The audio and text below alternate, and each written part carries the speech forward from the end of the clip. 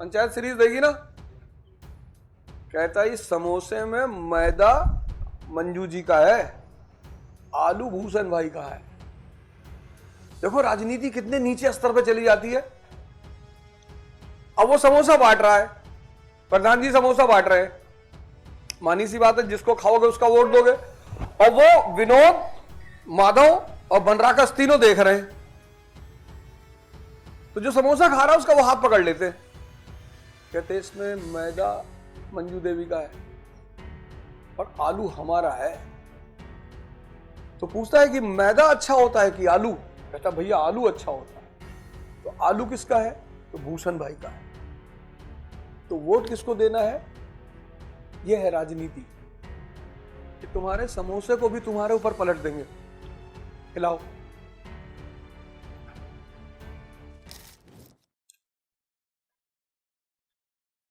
हाँ, तो मैं सवाल यह कर रहा था कि अब वर्ल्ड हिस्ट्री पढ़ने, मॉडर्न वर्ल्ड हिस्ट्री हमें पढ़ना है, और मॉडर्न वर्ल्ड हिस्ट्री का जो सिलेबस है तुम्हारा, वो 1750 1750 से लेकर 1991 तक है। उसको मैं डिस्कस करूंगा, कोई दिक्कत की बात नहीं है। 1750 से लेकर 1991 में इस पूरे सिलेबस को डिस्कस करूंगा। यानी यहां पे एक बड़ी घटना घट रही है, बहुत बड़ी, इंडस्ट्रियल रेवोल्यूशन, और यहां पे एक बड़ी घटना घट रही है, डिसइंटीग्रेशन ऑफ यूएसएसआर।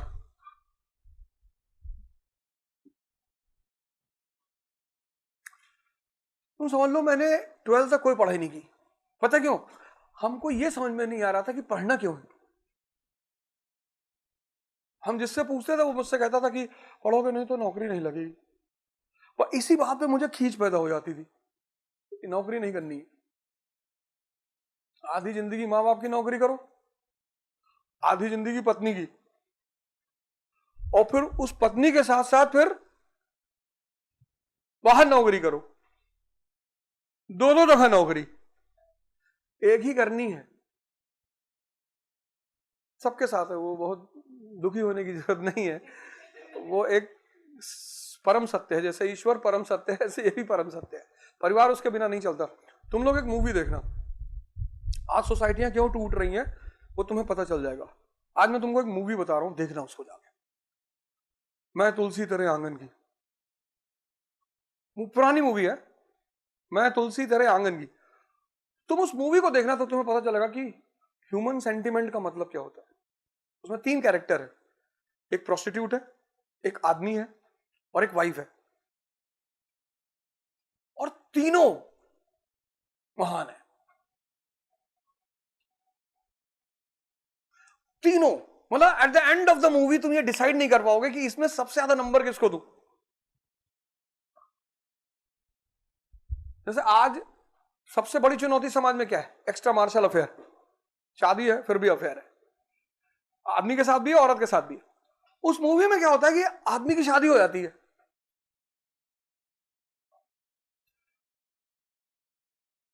शादी हो जाती है, उसका अफेयर है एक प्रोस्टिट्यूट के साथ।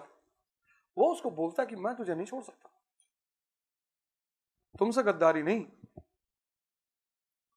बस यहीं पे मैं फुल स्टॉप कर दूंगा, उसके बाद बता दूंगा तो तुम्हारी मूवी देखने का कोई फायदा नहीं होगा। तो अब तुम्हें पता चलेगा, और तीनों महान है, मतलब तुम किसी को ब्लेम ही नहीं कर पाओगे कि ये आदमी गलत था। और तीनों अपनी ड्यूटी को इतने प्यार से निभाते हैं।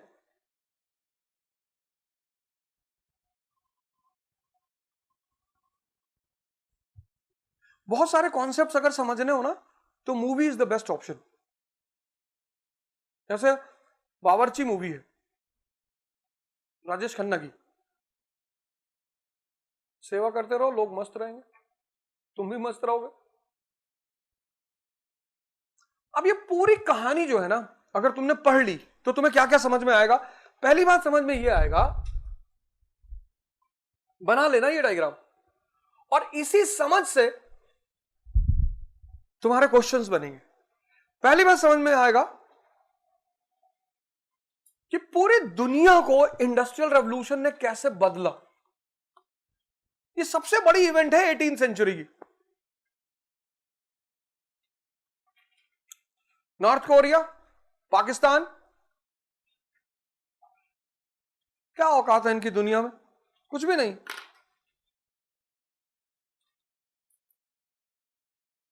North Korea, Pakistan. अब चाइना पैदा हुआ 49 में, 1949 में, और हमसे बुरी हालत। 3 कंट्रियां एक साथ पैदा हुई, इंडिया, चाइना, पाकिस्तान। लेकिन चाइना को समझ में आया कि भाई अमेरिका के रास्ते पे चलना है। 1787 में अमेरिका पैदा हुआ, स्लम एरिया, और 1950 में America is a world power. Slum area to world power, पढ़ेंगे यहां पे, वो भी कहानी बड़ी प्यारी है। Slum area to world power. तो चाइना ने जब उस कहानी को पढ़ा तो उसको पता चला कि यार इसके वर्ल्ड पावर बनने में कोर रीजन क्या है। आज तुम देखो, जहां तुमने फोर्ड का नाम लिया मतलब यूएस, जहां तुमने एप्पल का नाम लिया मतलब यूएस। ऐसा कौन आदमी है इस देश में जो एप्पल का फोन हाथ में रखना नहीं चाहता? ना रखे फिर वो अलग रीजन बताएगा कि वन प्लस का भी फंक्शन तो सेम है, इतना पैसा लुटाने की क्या जरूरत थी। लेकिन देखो, चाइना को समझ में आया कि नहीं बॉस, टेक्नोलॉजी और इंडस्ट्रियलाइजेशन। और अगर आज एप्पल दुनिया में नाम है तो वन प्लस का भी है। अगर फोर्ड का नाम है, अब अमेरिका पैदा हुआ 1787 में, जर्मनी पैदा हुई 1871 में। कंपेयर करो, 1787 अमेरिका, 1871 जर्मनी, 1949 चाइना। अगर पूरी दुनिया में अमेरिका को लोग एप्पल की वजह से जानते हैं तो पूरी दुनिया में जर्मनी को लोग मर्सिडीज की वजह से जानते हैं। किसकी ड्रीम नहीं है मर्सिडीज पे बैठने की? बीएमडब्ल्यू, मर्सिडीज, वोक्सवैगन, 3 ऐसी गाड़ियां हैं जिसका ड्रीम है लोगों को बैठने का।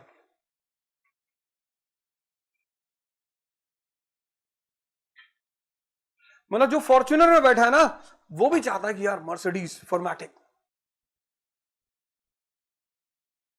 800 किलोमीटर, 1000 किलोमीटर चलोगे पता ही नहीं चलेगा। वो तो खैर एमजी हेक्टर में भी पता नहीं चलेगा, उसमें भी कंफर्टेबिलिटी रेट हाई है, मेंटेनेंस ज्यादा है। तो अब तुम देखो, यूएस, जर्मनी, चाइना एक तरफ, और तीनों अपने प्रोडक्ट की वजह से दुनिया में जाने जाते हैं। और फिर दूसरी तरफ एक नाम लिखो, नॉर्थ कोरिया, पाकिस्तान, सीरिया। इनके पास बताओ कोई प्रोडक्ट है? ये मिस कर गए, ये इस बात को समझ ही नहीं पाए।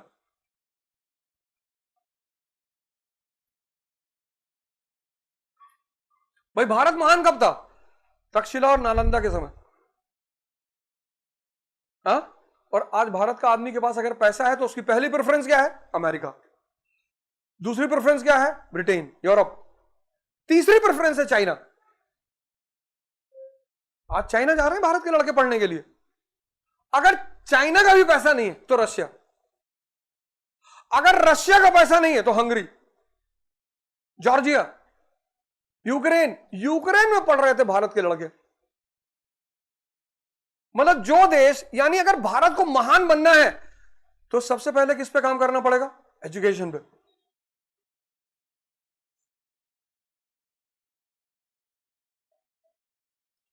इस देश का 95% आदमी जानता नहीं कास्ट सिस्टम क्या है, लेकिन लड़ रहा है।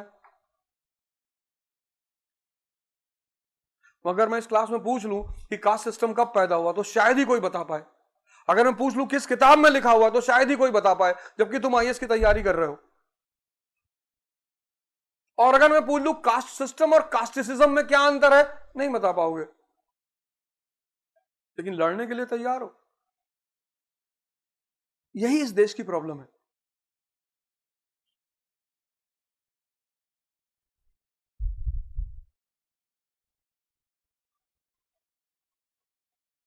जब नेशनल मूवमेंट चल रहा था, अगर सारे लीडर बोलते कि हम सिर्फ अपनी कास्ट को आजादी दिलाएंगे, हमें भारत से कोई मतलब नहीं, ये देश कभी आजादी नहीं होता।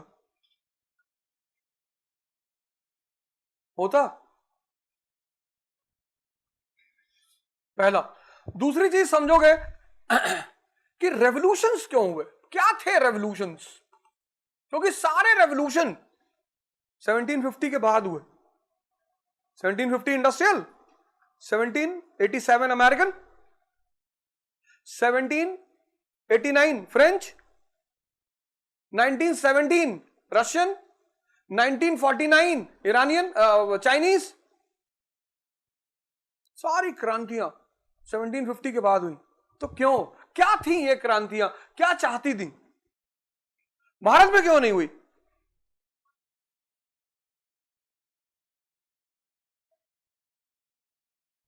बड़ी प्यारा प्यारा टॉपिक है ये, रेवोल्यूशंस एंड काउंटर रेवोल्यूशंस, बहुत प्यारा। यहां हम पढ़ेंगे कि दुनिया के देश, अमेरिका, 6 कंट्रियां यहां पढ़ेंगे। पहला ब्रिटेन, इंडस्ट्रियल रेवोल्यूशन कहां हुआ? ब्रिटेन में।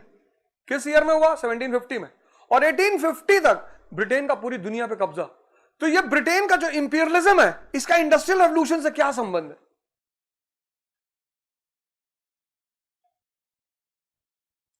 बात समझ में आ रही ना? 1750 industrial revolution, 1850 the sun never sets in British empire.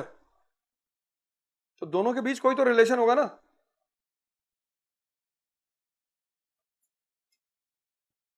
फिर यहां एक कंट्री पढ़ेंगे, US. Slum area, economic power.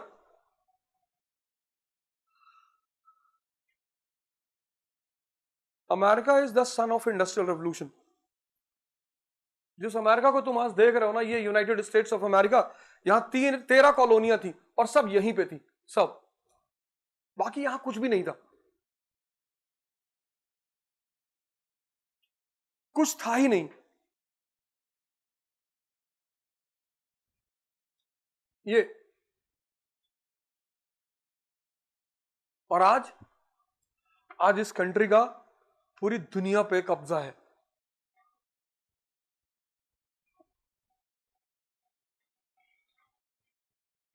तो कोई तो फॉर्मूला होगा ना। ये तीसरी चीज, नेशंस कैसे पैदा हुए? 3 नेशंस पढ़ेंगे। पहला जर्मनी, दूसरा इटली, तीसरा जापान। तब तुम्हें समझ में आएगा कि इंडिया कैसे पैदा हुआ।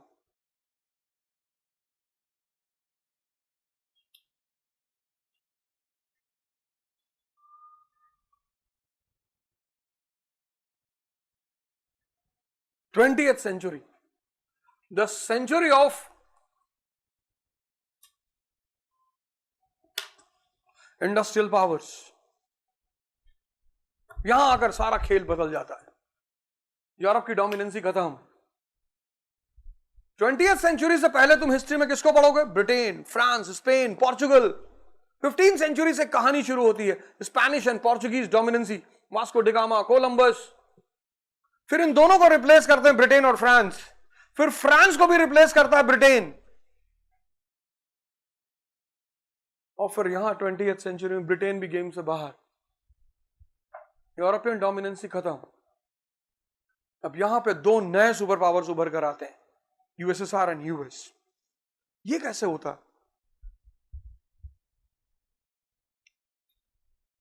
500 साल की यूरोपियन सुप्रीमेसी खत्म कैसे होती है?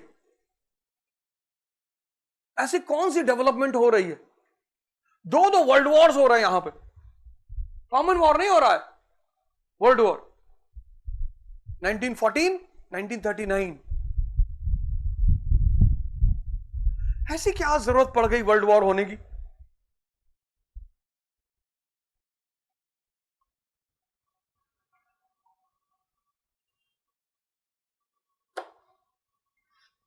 फिर एक पीरियड चला हिस्ट्री में, उसको हम कोल्ड वॉर का पीरियड बोलते हैं।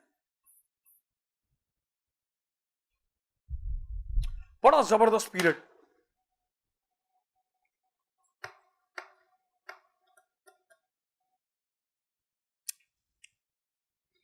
और ये सारे कॉन्सेप्ट्स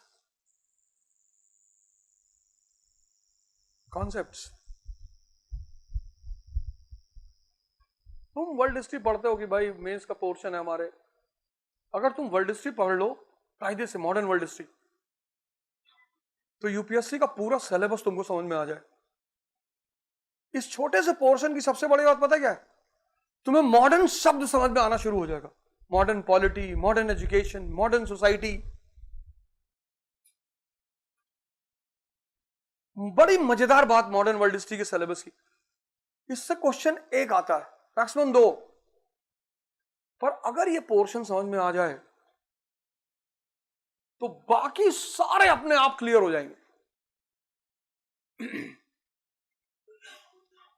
अब मॉडर्न बैंकिंग सिस्टम जो है वो किसकी देन है? क्यों पैदा हुआ मॉडर्न बैंकिंग सिस्टम?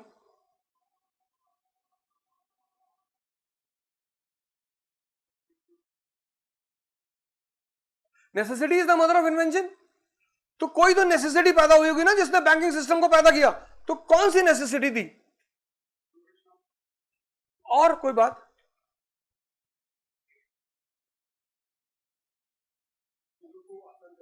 क्या वो घटना बताओ जिसने उसको पैदा किया। ट्रेड तो पहले से भी हो रहा था, कैपिटलिज्म तो पहले से था। ये बैंकिंग सिस्टम का सीधा संबंध किससे? और मैं तुम्हें एग्जांपल देता हूं। 1914 तक इंडिया को अगर तुम देखो तो 80% of bank capital in India is foreign capital. 1914 तक 1914 उसका असर किस पे पड़ रहा था?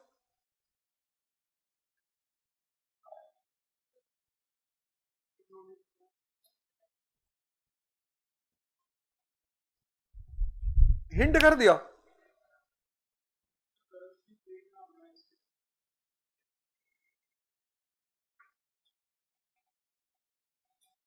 अरे भैया पूरा इंडस्ट्रियल सेक्टर डेबिट और क्रेडिट के खेल पे चलता है। 1929 में जब ग्रेट डिप्रेशन आया यूएस में तो बैंक कोलैप्स कर गए। तो जैसे ही बैंक कोलैप्स किए इंडस्ट्रियां बंद हो गई। संबंध देखो बैंक और इंडस्ट्री का। 1929 में ग्रेट डिप्रेशन क्या है? Collapse of American banks. जैसे ही अमेरिकन बैंक्स कोलैप्स होते हैं वैसे अमेरिका की इंडस्ट्रियां बंद हो जाती हैं। यानी दोनों का कोई संबंध है ना। 1914 तक इंडियन बैंक्स में 80% कैपिटल फॉरेन है। जब वो 80% कैपिटल फॉरेन है और पूना का आदमी जाके उन बैंक से कहता है कि साहब हमको फैक्ट्री खोलनी है, बैंक से पैसा मांगेगा वो, उसको बैंक क्या बोलेगा कि 25% इंटरेस्ट। कहां से देगा वो? होम लोन 8% देने में तो हालत खराब है और 25% इंटरेस्ट पैसा लेगा वो। तो Indian banks were not ready to give money to Indian investors.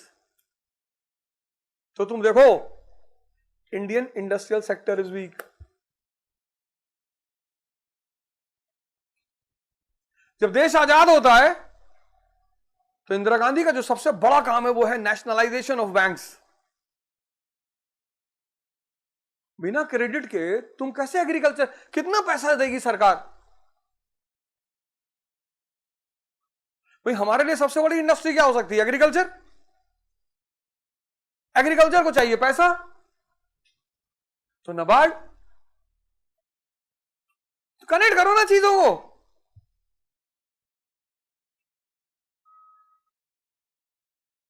तुम यार सिर्फ पढ़े जा रहे हो।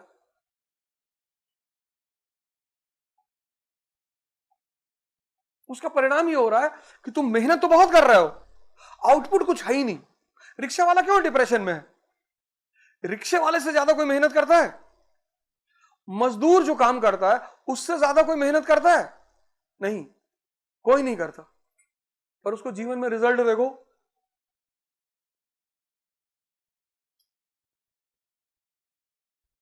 लोग कहते हैं जितना मेहनत करोगे उतना फल मिलेगा। ये बात जब मजदूर सोचता है तो सोचता है जिसने कहा पहले अगर वो पकड़ में आ जाए तो उसको चांटे से मारे।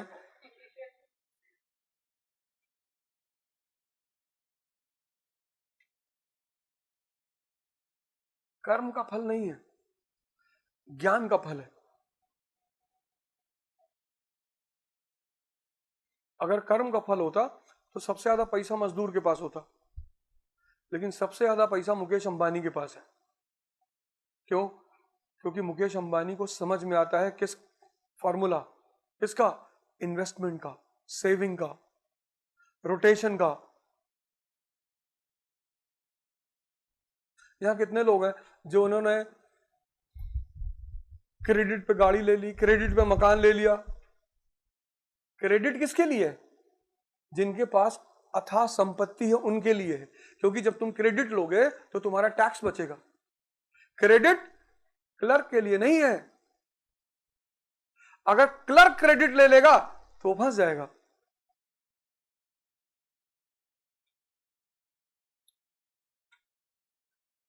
कंपनियां क्या है? एप्पल, जितनी भी कंपनियां हैं, रियल एस्टेट कंपनीज हैं, जितनी तुम्हारी ऑटोमोबाइल कंपनीज हैं, सबने बैंकों से समझौता कर लिया कि हाँ दे दो, कोई बात नहीं, गाड़ियां उठाओ, हमारी गाड़ियां बिक नहीं रही हैं, बैंक लोन। बैंकों ने कहा यार ठीक है, हम इकट्ठा पैसे दे देंगे, हमको ब्याज आएगा। आदमी की तमन्नाएं है कि कम से कम एक गाड़ी खरीद ले, एक फ्लैट खरीद ले लिया उसने, लेकिन उसको इंटरेस्ट सिस्टम का खेल नहीं पता। एक बार तुम उस इंटरेस्ट सर्कल, डेब्ट ट्रैप में फंसे तो तुम गए। इकोनॉमी में एक टर्म है डेब्ट ट्रैप। और जब कोरोना आया कितने लोग बर्बाद हो गए। क्यों? क्योंकि वो डेब्ट ट्रैप का मतलब नहीं समझते थे। भाई जो पर डे पैसा कमा रहे थे उनके पास तो पैसा ही बंद हो गया। जिनका रेस्टोरेंट चल रहा था, जिन्होंने जनवरी में रेस्टोरेंट खोला था 2 करोड़ लगा के, 3 करोड़ लगा के, और मार्च में कोरोना आ गया, वो तो मारे गए ना।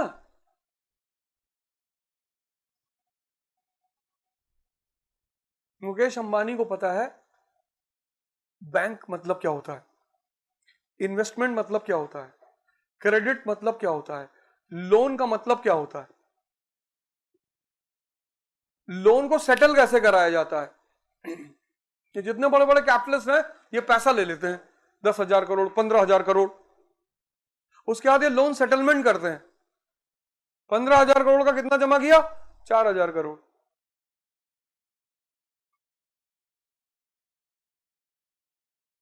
नहीं करते? करते हैं।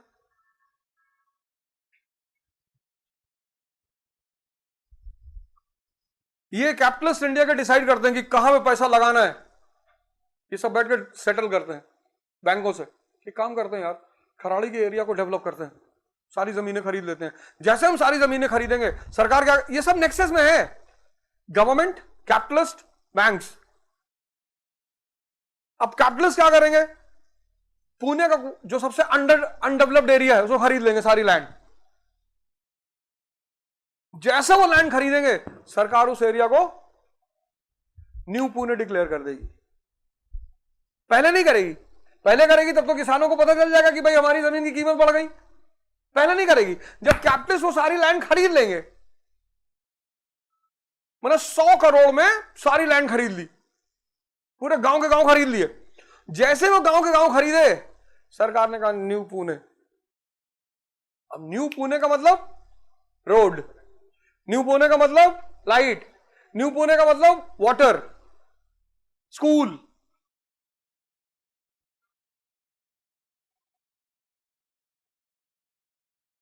अब जो आदमी यहां कंजेस्टेड एरिया में रह रहा है उसको लगेगा यार 60 लाख में 3 BHK मिल जाएगा यार, ओपन स्पेस मिल जाएगा, ओपन एयर मिल जाएगा। पूरा पूना भागेगा न्यू पुणे की तरफ। सरकार न्यू पुणे डिक्लेयर करेगी, कैपिटलिस्ट जमीन खरीद चुके होंगे, बैंक कहेगी पैसे हमसे ले जाओ, बनाओ।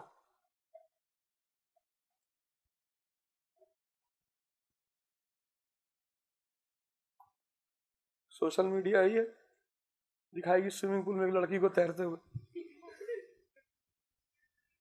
This is your future, your future is waiting for you. कितना बढ़िया गेम चलता है, सब मिलके चलाते हैं।